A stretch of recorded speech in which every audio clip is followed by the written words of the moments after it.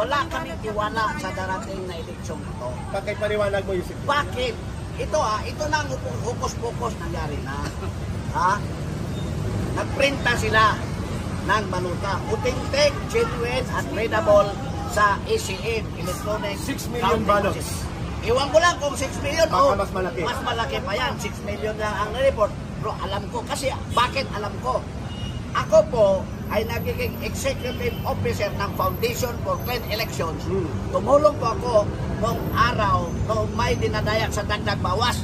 Kami po ang nag-research kung paano ginagawa. Oo, kaya nga alam ko ang mga kalukuhan dyan sa Comelec.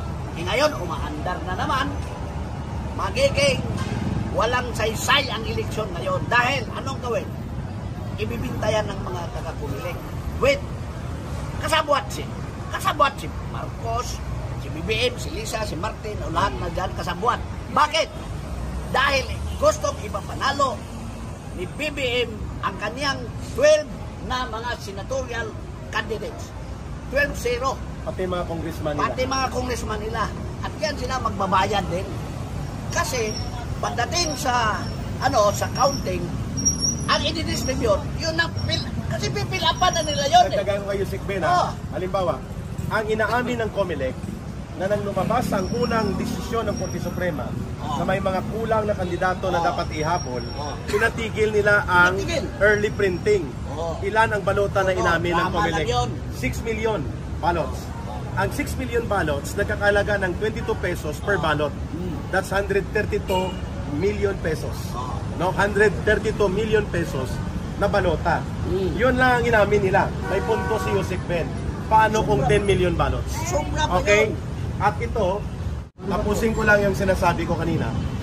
Paano kung ang 6 million ballots na ito, dahil machine readable, pag sinabing machine readable, pwede mong ipasok sa... Ika-count yun. Ika-count kasi senador. Ang resulta. Ang resulta.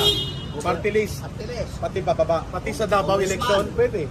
Kasi kasama pati yung Davao eh. Basta lahat, pati mayor. Lahat na naka-entry doon na gusto ng Comelec, manalo. Ngayon ito ang problema. Kung susunugin nila in public ang 6 million ballots, parang nagsunog ka ng 132 million pesos. Ngayon, kung i-shred mo o ipapalamon mo sa machine, sila. Oo. Ngayon ito ang problema. Nasaan ito ngayon? Saan Itong ngayon? 6 million earlier printed na machine na mga balota. Saan? Na machine readable.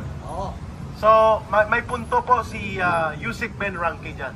Gagamitin nila. Kaya nga, Yusek Ben ito naman. kaya nga nakita ninyo yung mga survey bayaran